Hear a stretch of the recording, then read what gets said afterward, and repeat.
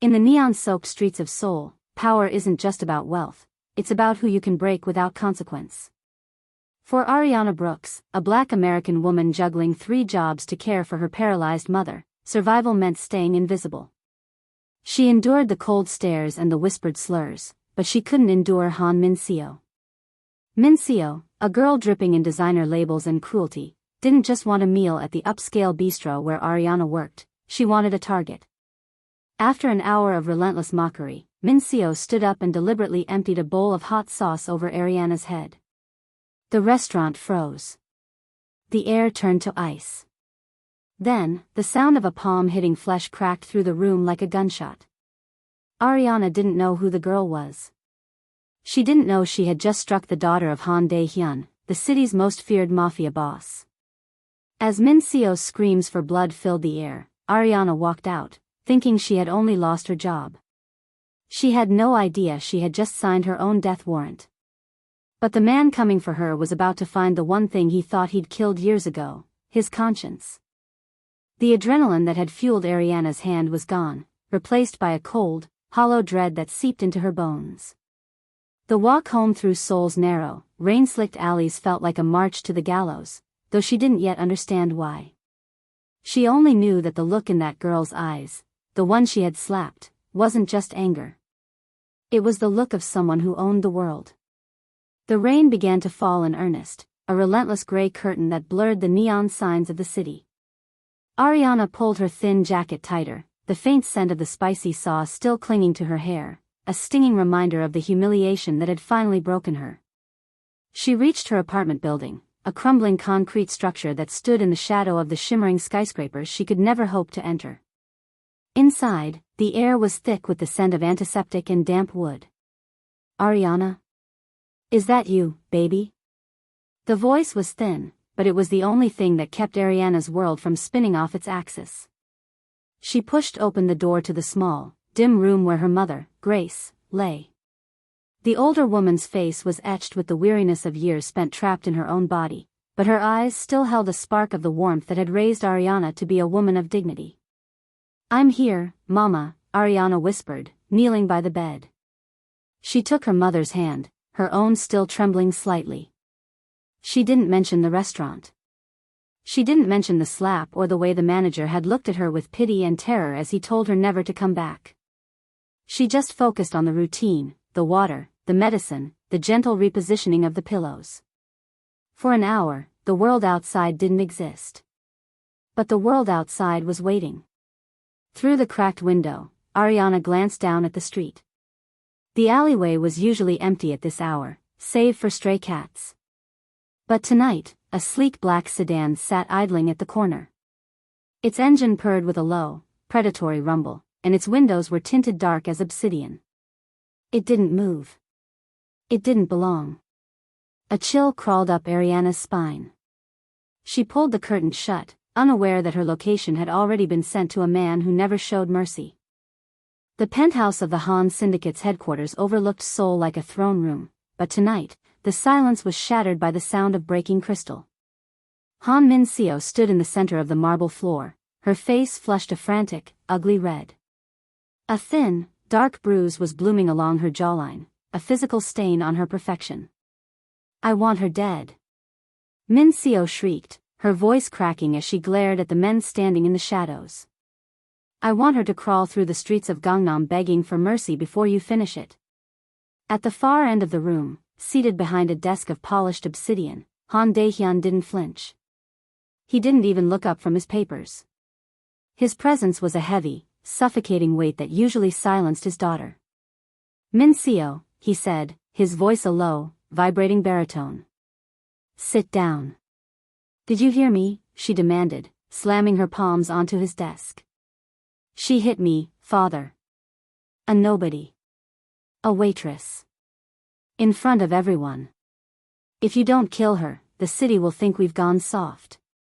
Dae-Hyun finally raised his gaze. His eyes were cold, ancient pools of granite. He knew his daughter's cruelty, but he also knew that in their world, an unanswered insult was a crack in the armor. "The girl has been located," Dae-Hyun said calmly. "My men followed her home. She lives in a tenement in the old district. A hole in the wall. Min-Seo's lips curled into a predatory smile. Then send the cleaners. Burn it down. Dae-Hyun felt a flicker of phantom pain, a memory of a cold, damp room and a mother who had worked herself to death while he was too young to stop it. He looked at his daughter's designer clothes and felt a wave of profound disgust. I will handle it, he stated. But not for your ego, Min-Seo. I will handle it because no one strikes a Han and remains standing. Go to your room. Left alone, Dae-Hyun stood and walked to the window. He had already seen the security footage from the bistro. He had seen the way the waitress stood her ground, her eyes filled not with fear, but with a righteous, exhausted rage. Get the car, he murmured to the shadow by the door.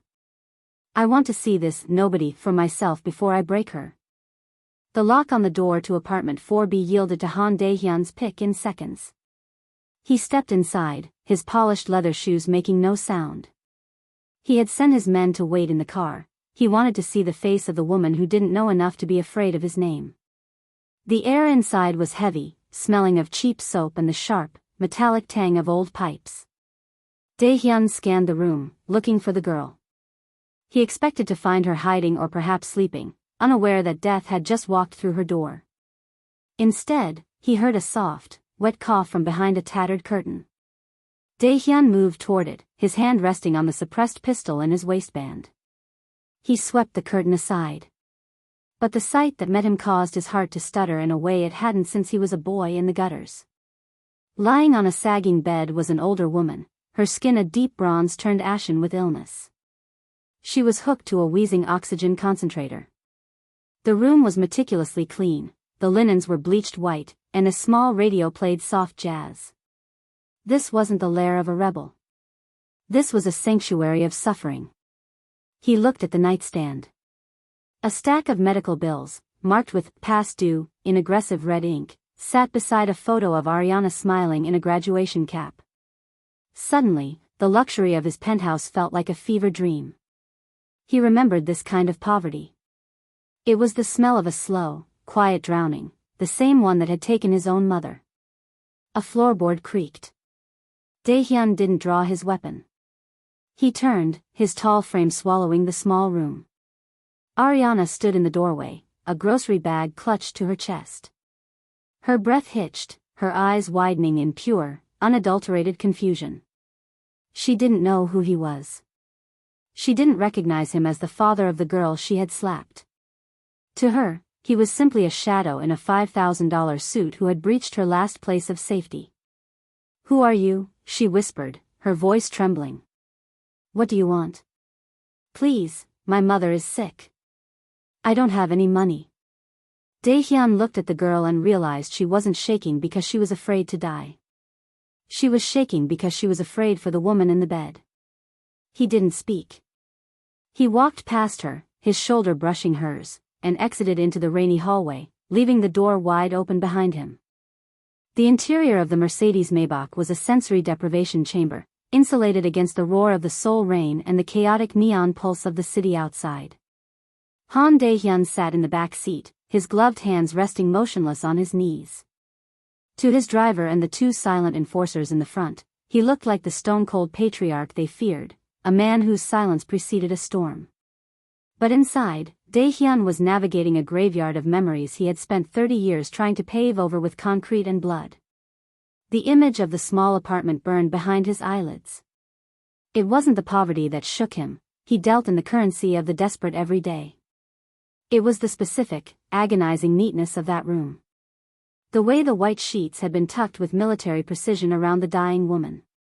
The way the medicine bottles were lined up by size. It was the architecture of a daughter's love, a desperate, failing dam held up by nothing but sheer will and exhaustion. He remembered a room just like it in the slums of Busan. He remembered the smell of damp mold and the sound of his mother's ragged breathing, a rhythmic clicking that had been the soundtrack to his childhood. He remembered coming home with blood on his knuckles and a few crumpled one in his pocket, only to find her trying to smile through the pain so he wouldn't see how close she was to the end. He had become a monster so that he would never have to be that helpless boy again. He had built an empire so that no one could ever breathe the same air as him without his permission. "Sir," the driver whispered, his eyes meeting Dae-Hyun's in the rearview mirror. "The girl. Should we send the cleanup crew back?" Min-Seo is still calling the office, demanding a status update. Dae-Hyun didn't answer immediately. He watched a droplet of rain race down the window, illuminated by a passing red light. "Tell my daughter the matter is being handled with the gravity it deserves," he finally said, his voice like grinding stones. "And tell the men to stay away from that building. If a single hair on that woman's head is disturbed, I will hold everyone in this car personally responsible." The driver stiffened, the confusion radiating off him in waves, but he bowed his head. "Understood, Chairman." Dae-Hyun leaned back into the shadows. He wasn't soft. He knew that. If Ariana had been a rival spy or a common thief, she would already be at the bottom of the Han River. But she was something far more dangerous to his peace of mind. She was a mirror. She was the person he used to be before the world broke him. She was the one who fought back when she was pushed too far, not out of greed, but out of a raw, unyielding sense of dignity that he had long ago traded for power. He thought of the way she had looked at him, not with the recognition of his status, but with the primal fear of a protector. She didn't know he was the head of the Han Syndicate. To her, he was just another threat in a world that had given her nothing but reasons to be afraid. "She doesn't even know," he murmured to himself, a ghost of a bitter smile touching his lips. He had spent his life making sure everyone knew exactly who he was. Yet, in that crumbling apartment, for the first time in decades, he had been seen as a man, not a myth. And that man was haunted. He closed his eyes, and instead of the rain on the roof, he heard the jazz playing softly from Ariana's radio, a thin, elegant sound trying to drown out the silence of death. He couldn't kill her. Not yet. He needed to know if her strength was real, or if, like everyone else in this city, she had a price that would eventually turn her into a monster like him. The sunrise over Seoul was not a poetic event, it was a harsh, neon-tinted awakening that bled through the smog. For Ariana, it was the signal for the first of 3 shifts she now had to juggle after being fired from the bistro. She didn't have the luxury of nursing her bruised ego or dwelling on the terrifying, well-dressed stranger who had breached her home the night before. All that mattered was the 300,000 won due for her mother's respiratory therapy by Friday. From the window of a nondescript, silver sedan parked 2 blocks away, Han Dae-Hyun watched her emerge from the tenement. He was dressed in a simple black turtleneck and slacks, his presence scrubbed of the usual syndicate fanfare. He had told his lieutenants he was handling internal audits, but his true audit was focused on the woman currently sprinting to catch a crowded city bus. He followed her throughout the day, a silent predator turned ghost. Her first stop was a wholesale flower market where she hauled heavy crates of lilies and roses from 5 a.m. until 9 a.m. He watched from across the street as she wiped sweat from her brow, her movements efficient but heavy with a deep-seated fatigue. She didn't stop for breakfast. She didn't even sit down. When the shift ended, she didn't head home, she ducked into a public restroom, changed into a different uniform, and ran 4 blocks to a dry-cleaning depot. Dae-Hyun found himself gripping the steering wheel tighter. He had expected to see her falter. He had expected to see her crying in an alleyway or perhaps trying to call someone for help. Instead, he saw a woman who seemed to be fueled by a sheer, terrifying sense of duty. At noon, she finally stopped, not to eat, but to sit on a park bench and count a small stack of crumpled bills. She pulled a bruised apple from her bag, took 2 bites, and then carefully wrapped the rest back in plastic. "She's starving herself," Dae-Hyun murmured, his voice tight. He felt a strange, hot prickle of irritation. It was the same irritation he felt when a soldier refused to break under interrogation, a grudging, dangerous respect. His phone vibrated in the console. It was a text from Min-Seo. "Is she gone yet? I want to see the police report. I want her erased, father." He deleted the message without replying. His daughter's pettiness felt increasingly alien to him, a shrill noise compared to the quiet, rhythmic struggle of the woman he was shadowing. By 4 p.m., Ariana was at her 3rd job, scrubbing the floors of a 24-hour gym. Dae-Hyun walked past the glass front, catching a glimpse of her on her knees, the steam from the mop bucket rising around her like a shroud. She looked small in the cavernous, high-tech space, surrounded by wealthy elites who didn't even look down as they stepped around her. He realized then that Ariana wasn't just working for survival, she was working against time. He saw her check her watch every 10 minutes, her face tightening with a specific kind of anxiety he knew well. She was thinking of the woman in the bed. She was wondering if the oxygen was still flowing, if the fever had returned, if her mother was calling out for her in an empty room. When her final shift ended at 10 p.m., Ariana didn't go to a pharmacy for herself, though she was limping slightly. She went to a small grocery stall and bought a single carton of high-protein meal replacement and a bouquet of slightly wilted carnations, the ones the florist had let her take for cheap. As she disappeared back into the shadows of her apartment complex, Dae-Hyun sat in his car, the engine idling. He had spent the day looking for a weakness, a reason to justify his daughter's demands for her destruction. Instead, he had found a mirror of his own soul, before it had been blackened by the Syndicate. She was the hero of a story he had long ago forgotten how to tell. Tomorrow, he whispered to the empty car, we bring her in. The rain had returned to Seoul, not as a gentle mist, but as a punishing, rhythmic drumbeat that drowned out the sound of the city's heart. Ariana stepped off the late-night bus, her muscles screaming in a dull, throbbing unison. Her vision blurred at the edges from a lack of sleep and the meager calories she'd consumed over the last 18 hours. She clutched the bag containing her mother's meal replacements and the wilted carnations, her only focus being the glow of the lamp she had left on in apartment 4B. She was halfway down the alleyway when the silence of the night was severed. The sound was low and mechanical, the hum of high-performance engines. Suddenly, two black SUVs crested the corner, their high beams cutting through the rain like searchlights, blinding her. Ariana shielded her eyes, her heart leaping into her throat. She tried to step onto the narrow sidewalk, but a third vehicle swerved to block her path from behind. The screech of tires on wet asphalt echoed off the brick walls, trapping her in a triangle of cold, white light. For a moment, time dilated. Ariana dropped the grocery bag. The carnations scattered onto the wet pavement, their pink petals instantly stained by the grime of the street. She didn't scream, she didn't have the breath for it. She simply stood there, a small, solitary figure caught in the crosshairs of an invisible predator. The doors of the SUVs opened in perfect, terrifying synchronization. 6 men stepped out. They weren't the street thugs she had seen hanging around the neighborhood. These were professionals, men in tailored dark suits, their faces expressionless masks of duty. One of them, a man with a jagged scar running through his eyebrow, stepped forward. Ariana Brooks, his voice was a low, toneless rasp. I don't have anything, she gasped, her hands trembling as she held them up. Whatever you want, I don't have it. My mother, she's alone upstairs. Please, let me just go to her. The man didn't respond to her plea. He didn't even look at the apartment building. You are coming with us. The chairman is waiting. The mention of a chairman sent a jolt of ice through her veins. She thought of the man from the day before, the one who had stood over her mother's bed with the silence of a grave. She realized then that the slap in the restaurant hadn't been forgotten. It hadn't been a passing insult. It was a debt, and the collectors had finally arrived to settle the account.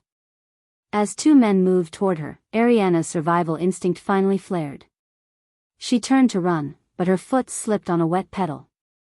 Before she could find her balance, strong, gloved hands gripped her arms. She struggled, kicking and twisting with the desperate strength of a cornered animal, but it was like fighting against iron pillars. Let me go. Help. Someone help me, she cried out, her voice swallowed by the roar of the rain and the idling engines. A heavy black cloth was pulled over her head, plunging her world into suffocating darkness. The scent of expensive leather and ozone filled her senses as she was lifted off her feet and shoved into the back of a vehicle. The door slammed shut with a heavy, final thud that sounded like a coffin lid. As the SUV peeled away, Ariana slumped against the seat, her chest heaving. She wasn't just afraid for her life, she was terrified of the silence that would now fill her mother's room. She imagined Grace waking up, calling her name into the darkness, and finding only the hum of the oxygen machine to answer her. In the back of that moving fortress, Ariana felt the first tear fall, disappearing into the black fabric of her hood. She was being taken into the heart of the Han Syndicate, and she was certain she would never see the light of day again.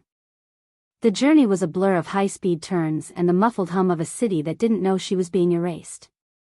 Ariana sat paralyzed in the back of the SUV, the black hood over her head making every breath feel like she was inhaling charcoal. Her mind was a frantic loop of her mother's face. Who will turn her over so she doesn't get sores? Who will check the oxygen tank? The terror wasn't of death itself, but of the silence she was leaving behind in that cramped apartment. When the vehicle finally hissed to a stop, the doors were flung open with a violent rush of pressurized air. Strong hands guided her out, the soles of her worn-out work shoes clicking against what sounded like polished marble.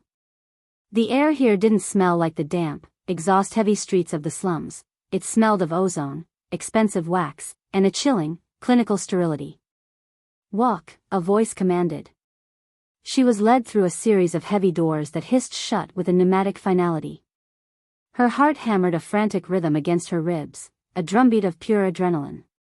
She expected to be pushed onto a cold concrete floor, to hear the metallic click of a hammer being pulled back on a pistol. She prepared herself for the pain, for the end of a life that had been nothing but a long, exhausting climb up a crumbling mountain. Suddenly, the hands released her. The hood was yanked upward. Ariana blinked, her eyes stinging as they struggled to adjust to the blinding, shadowless glare of the room. She braced herself, crouching slightly, ready to scream or fight, but the scream died in her throat. She wasn't in a basement. She wasn't in a warehouse. She was standing in a high-tech medical suite that looked like something out of a futuristic film. The walls were a seamless, brilliant white, and the floor was made of a pale, anti-static material. Large, crystalline windows looked out over a private courtyard filled with manicured bamboo. In the center of the room stood a cluster of monitors, their screens glowing with steady, rhythmic green lines, vitals. And there, in the center of a state-of-the-art hospital bed, lay Grace. Ariana's legs gave out, her knees hitting the floor with a dull thud. "Mama," she whispered, the word barely a breath. Her mother looked different. The gray, ashen tint of her skin had been replaced by a faint, healthy flush. She was wearing a gown of soft, high-thread count cotton, and instead of the wheezing, rusted oxygen concentrator from their apartment, a silent, sleek machine hummed beside her. Grace was asleep, her expression more peaceful than Ariana had seen it in years. "She was stabilized 3 hours ago," a voice said from the shadows near the window. Ariana spun around, her breath hitching. Han Dae-Hyun stepped into the light. He had discarded his suit jacket, his white shirt sleeves rolled up to reveal forearms corded with muscle and a glimpse of a dark, sprawling tattoo that disappeared under his cuff. He looked less like a king and more like a soldier, his eyes fixed on the monitors with a strange, analytical intensity. "What did you do?" Ariana demanded, her voice cracking with a mixture of relief and fresh horror. "Why is she here? What kind of sick game is this?" Dae-Hyun turned his gaze toward her. There was no malice in his eyes, only a heavy, ancient weariness. The apartment was no longer safe for her. Not because of my men, but because of her heart. It was failing in that damp air. I moved her to my private clinic. She has the best cardiologists in the country attending to her now. Ariana stood up, her hands balled into fists. "You kidnapped her. You kidnapped me. You think because you have money you can just..." "I think," Dae-Hyun interrupted, his voice dropping to a low, dangerous vibration, "that you were the only thing standing between that woman and a pauper's grave. And I think you were about to collapse trying to hold up the world. I don't play games, Ariana. I pay debts. And after watching you for 48 hours, I realized that I owed a debt to a woman I never knew, my own mother. Helping yours is the only way I know how to pay it." Ariana stared at him, the silence of the white room ringing in her ears. For the first time, she saw past the legend of the Mafia Boss and saw the hollowed-out remains of the boy from the gutters. The man who had everything was looking at her as if she were the one with all the power. The hum of the medical equipment was the only sound in the room, a steady, rhythmic pulse that served as a heartbeat for the silence. Ariana stood frozen between the bed where her mother lay and the man who should have been her executioner. Her mind struggled to bridge the gap between the monster who ruled Seoul and the man who had just admitted to a debt of the soul. She looked at Grace, whose chest rose and fell with a terrifyingly beautiful ease. For the first time in 3 years, the sound of her mother's breath didn't sound like a struggle, it sounded like life. Why? Ariana whispered, the word finally breaking through the wall of her shock. You could have just given me money. You could have sent a check if you felt some strange guilt. Why go through all of this? The abduction, the clinic, the secrecy. Dae-Hyun moved closer to the bed, his presence looming but no longer predatory. He looked down at Grace with a gaze that was disturbingly gentle. Money is a shallow tribute, he said, his voice a low rasp. I have given money to thousands of people. It changes their bank accounts, it does not change their fate. My daughter lives in a world of money, and it has made her hollow. She wanted me to destroy you because you dared to show her that she is not untouchable. If I had simply paid you, I would have been proving her right, that everyone has a price. He turned back to Ariana, his granite eyes searching her face. But when I sat in your apartment, in that chair that smells of old wood and lavender, I didn't see a waitress. I saw a ghost. My mother died because I was too young to be a man and too poor to be a protector. I watched her fade in a room just like yours, while the world moved on outside as if she didn't exist. To help your mother is not a gift to you, Ariana. It is a correction of a past I cannot reach. Ariana felt a hot, stinging moisture in her eyes. She had spent so long being the only wall between her mother and the abyss that having someone else, especially someone so dangerous, shoulder the weight felt like a physical blow. She needs surgery, Ariana said, her voice trembling. Her spine, the doctors said it was impossible without a fortune. The impossible is merely a matter of resources, Dae-Hyun replied. He gestured to a digital tablet on the bedside table. The Han Syndicate owns this facility. The surgeons here do not answer to insurance companies or waitlists. They answer to me. Your mother has a spinal compression that has been neglected for too long. They will operate on Monday. She may never run a marathon, but she will sit in a chair. She will hold a cup of tea. She will look at the sun from a garden, not a cracked window. The weight of his words hit Ariana with the force of a tidal wave. The life she had known, the 3 jobs, the hunger, the constant, gnawing terror of the next bill, was evaporating. But it was replaced by a different kind of fear. A debt to a man like Han Dae-Hyun was not something you paid back in installments. What do you want from me? She asked, her voice regaining its iron edge. No one does this for free. Not in this city, and certainly not you. What is the price for my mother's life? Dae-Hyun stepped toward her, stopping only when he was inches away. The scent of sandalwood and cold rain clung to him. The price is simple, though you will find it difficult, he said. My daughter is a spoiled creature who believes the world is a mirror for her own vanity. She needs to understand that strength is not found in the ability to crush others, but in the refusal to be crushed. I want you to work for me. Not as a waitress, and not as a criminal. I want you to stay by her side. I want you to be the one person she cannot bribe, cannot threaten, and cannot ignore. I want you to show her who she could be if she had a fraction of your courage. Ariana looked from the man to her sleeping mother. She saw the future unfolding, a path through the den of lions. You want me to be her conscience? I want you to be her teacher, Dae-Hyun corrected. Because I have failed as a father, just as I failed as a son. This is how I pay my debt to the dead. By saving the living. The sun rose over the Han Syndicate's private estate, casting long, golden fingers across a garden that felt a world away from the soot-stained alleys of Ariana's past. For the first time in 3 years, the morning didn't begin with the shrill scream of an alarm clock or the frantic counting of coins for bus fare. Instead, it began with the soft whistle of a kettle and the sight of Grace sitting upright in a specialized wheelchair, her hands wrapped around a warm ceramic mug. The surgery had been a success. The constant, agonizing pressure on her spine had been lifted, replaced by a fragile but growing strength. "You look like you're thinking too hard, baby," Grace said, her voice stronger than it had been in a decade. She looked out at the bamboos swaying in the breeze. "This place, it's a miracle. But miracles from men like him usually come with a heavy shadow." Ariana smoothed the fabric of her new clothes, simple, elegant, and professional. "The shadow is already here, Mama. I'm just learning how to walk in it." The door to the garden terrace slid open, and the peace of the morning was punctured by the sharp, rhythmic clicking of designer heels. Han Min-Seo stepped out, her face a mask of cold, vibrating fury. The bruise on her jaw had faded to a faint yellowish smudge, but the wound to her ego was clearly festering.